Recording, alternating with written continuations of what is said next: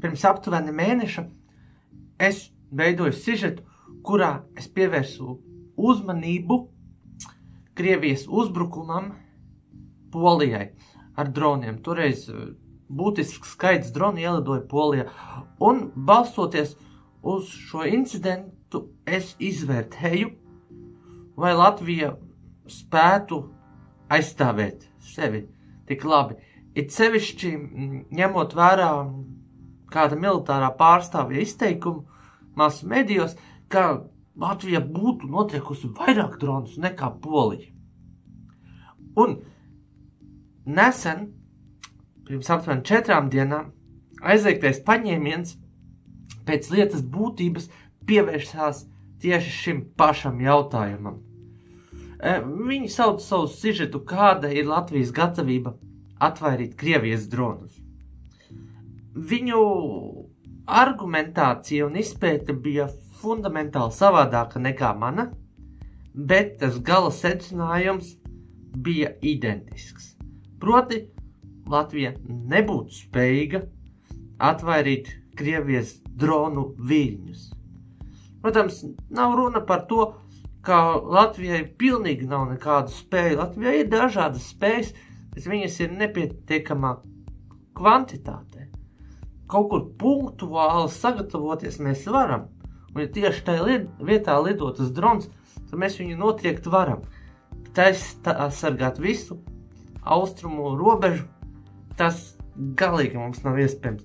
Ņemot vērā to, ka no Kaļiņingrads līdz Latvijas un Baltijas robežai, arī lidojot pāri jūrai, nav tik liels attālums, tā situācija faktiski bija vēl daudz bēdīgāka. Kopsavilkumā viņi izcēla to, ka ir dažādas sistēmas, ja, bet nekas nav zināms par to, cik viņas ir daudz. Bišķiņi viņas ir kaut cik, bet nav vispār nekāda informācija par to, cik daudz viņas ir. Un šeit, man liekas, ir ļoti iespējams variants, ka varbūt kādos slepenajos papīros ir pat ierakstīts kāds skaits, un kaut kāda armijas pārstāve viņu zina, bet tas viss ir tik slepens un tik slikti kontrolēts, ka realitātē varbūt tie droni tur nemaz tādā kvantitātē nav. Ka oficiāli ieraksta vienu ciparu, par to saņem naudu un starpību ielaiž sev kabatā. Līdzīgs stāsts var būt, protams, arī ar viņu operacionālo gatavību. Viens ir, ka tev ir operacionālā kārtībā kaut kāda tehnika, un otrs ir, ka tev stāv labojamā stāvoklī kaut kāda tehnika, kurā vajadzības gadījumā nemaz nav pieejama, ar kuru vajag ņemties, kurā vajag ieguldīt laiku, naudu, spējas, lai viņu novestu līdz darba stāvokli. Un šis konstatējums, man liekas, iet ļoti negatīvi kopā ar Latvijas 26. gada budžetu. Jo šai budžetā aptuveni 250 miljoni eiro tika paredzēti prēmijām. Tātad valsts pārstāvju prēmijām. Man liekas jau fundamentāli kaut kas tāds aplams, ka viņi jau iepriekš zina, pirms gads vispār ir sācies, cik lielas būs prēmijas. Es saprotu, ja prēmijas piešķir pēc tam par kaut kādiem sevišķi labi paveiktiem darbiem, ja kaut kādas redundances tiek izvērtētas un novērstas, vai kad, tiešām gudru ierēģņu darbi rezultātā valsts ietaupa naudu, un tad no tās ietaupītās naudas kādu nelielu daļu tiešām arī izmaksā tiem ierēģņiem, kuri ar savu iniciatīvu, ar savu tālredzīgumu un ar savu darbu valstī ir ietaupījuši šo naudu. Tas ir cits stāsts. Bet prēmijām un piemaksām nekad nevajadzētu būt jau iepriekš definēta. Jo, ja viņas iepriekš ir definētas, tad jau nav nemaz pamata censties un izcelties. Tad jau nemaz nav motivācijas strādāt labi, jo prēmijas summa jau iepriekš ir ieplānota un definēta. Un ja mēs paskatāmies uz visiem tiem iepirkumu procesiem, kuri tai aizliegtā paņēmiena sižetā tika pieminēti, tad mums ir tiešām pamats uzskatīt, ka daudzi valsts pārvaldē strādājušie nekādas prēmijas nav pelnījuši, bet gan gluži otrādi, ka viņiem vajadzētu no algas novilkt naudu nost. Un mēs nemaksājam viņiem kaut kādu naudu, kas mums ir veiksmīgi iekrāta vai ietaupīta, bet gan mēs aizņemamies to naudu. Valstī nākošo gadu laikā virsū nāk ļoti lieli parādi, kurus vajag refinansēt. Tad atdot viņus diez vai mēs spēsim, bet mums vienkārši parādi ir jāaizstāj ar jauniem parādiem. Un ja finanšu tirgos situācija izmainās un tās likmes kāpj uz augšu, par kādām to naudu var aizņemties, tad var iebraukt pamatīgās sauzās. Tas faktiski bija Grieķiem arī tas lielais nelaimes stāsts, ka viņi finanšu krīzes laikā, mazliet pēc tās finanšu krīzes, mēģināja savus parādus refinansēt. Jā. Viņiem bija problēmas ar kredītiem, bet jaunus kredītus paņemt kļuva aizvien dārgāk, un viņi vienkārši nevarēja ar to nastu tikt galā. Un tieši uz to pašu mēs braucam. Tas kaut kā nav labi, tas ir aplami.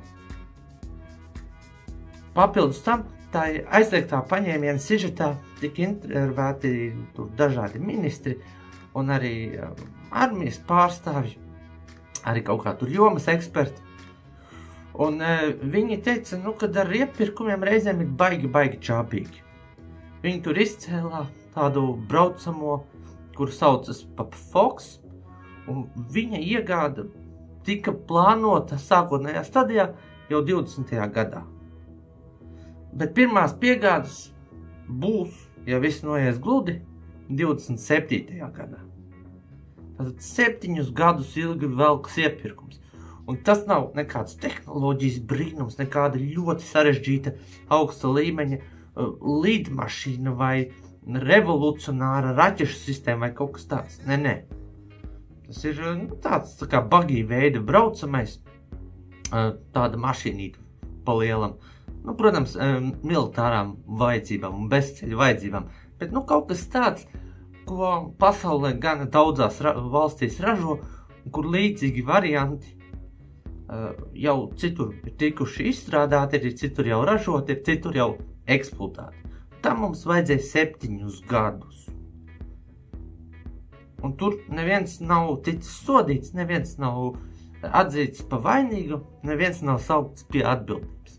Tāds variants, ka kaut kādus iepirkumu komisiju pārstāvjus soda nopietni, viņiem novelk lielas naudas nost, viņus patriec no darba, ja, tādus gadījumus faktiski nekad nedzird.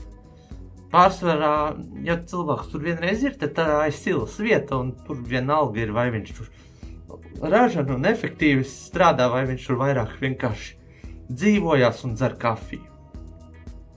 Un tās kaut kā nav pareizi, ja Latvijas valsts drošība ir apdraudēta.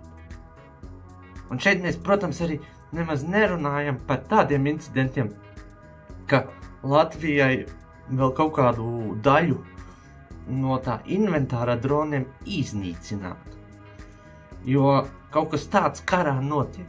Tā ir normāla kara daļa, ka tie resursi, jā, un tas ekipējums laika gaitā tomēr nodilst, tiek izlietots, tik iznīcināts.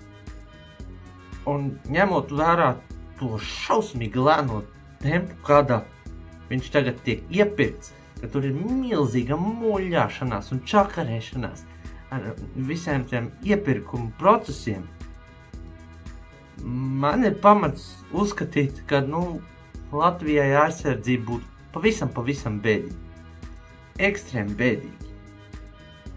Un tiem, kas ir atbildīgi par šādu neizdarību, beigās nebūs nekāda soda, nekāda pazemināšana amatā, kur vēl kaut kāds cietums. Nē, viņam beigās būs prēmijas un piemaksas, jo tās budžetā ir ieplānotas. Tas ir galīgi garām, tā darīt nevajadzētu, un tas, manuprāt, mūsu valsti dzen kopā. Sižeta beigās, tā aizliegtā paņēmiena sižetā viņi apgalvo, ka, tik traki jau nav, jo aiz mums stāv tā NATO palīdzības. Daļa taisnības tur ir, bet, balsoties uz šīs loģikas, kāpēc mums vispār baigi veidot kaut kādu savu armiju, kāpēc mēs nepaņemam tad vienkārši to militāro budžetu un izdalam viņu kaut kādam Lembergu uzdzīves fondam un kaut kādām karteļu schēmām. Priekš kā mums to vajag? Lūk, tā tas ir. Un tas galīgi nav labi. Latvija, manuprāt, virs ļoti sliktā virzienā.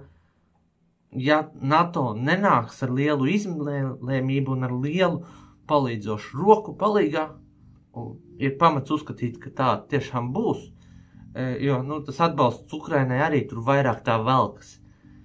NATO ne tuvu neiet ar pilnu jaudu un ar pilnu atdevi Ukrainai palīgā, bet gan punktuāli pa mazītiem kaut ko pieliek klāt, ja mēs salīdzinām, cik daudz no iekšzemes koproduktu dažādas valstis tērēja otrā pasaules kara laikā un cik viņi tagad tērē priekš Ukrainas atbalsts, tad, var redzēt, ka tur tā ir vairāk tāda mierīga dzīvošana un tāda maza blakus tēma, nevis kaut kas nopietns.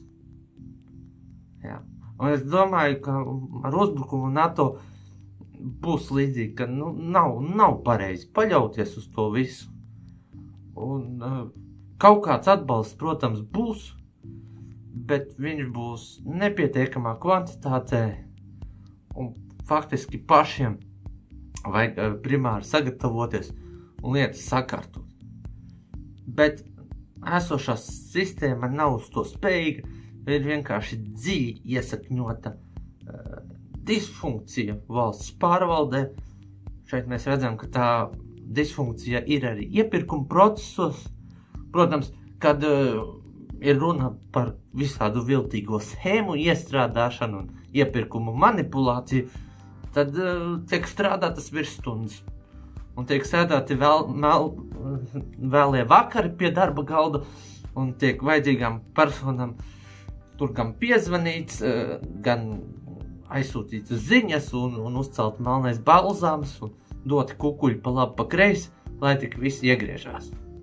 Tad, protams, spars un iniciatīva ir ļoti liela, bet, ka vajag kaut ko efektīvi nodrošināt un efektīvi noorganizēt, tad diezgan bieži tas rezultāts iet uz nekurienu. Es nesaku, protams, ka nav kaut kāda laba projekta, es arī pieņemu, ka visā tā dronu aizsardzības schēmā ir kaut kādi specifiski punkti, kuri ir tiešām labi izpildīti, kuri ir augstā līmenī, bet vismaz publiski pieejamā informācija tā īsti neliecina par to, ka kaut kas tāds eksistētu. Šeit man arī nav īsti saprotams, kāpēc aizliegtais paņēmiens ar kaut kādu tādu sižetu nodarbojās. Es tur vispār neko aizliegt no viņa nevarēju. Tas bija pēc tipa vairāk kaut kas de facto stilā, tāds investigatīvais žurnālisms, kur vienkārši tiek nointervēti pāris cilvēki, kur balstoties uz viņu izteiktajiem viedokļiem tiek veikti dažādi secinājumi, un tas arī viss.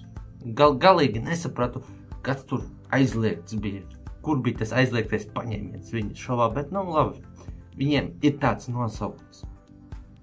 Un noslēdzošajā vietā es teikšu tā, ka viss šis bardaks, konkrēti Latvijas dronu aizsardzības jomā un tieši pret dronu aizsardzības pasākumu jomā demotivē gan sabiedrību, gan arī armijas pārstāvjus.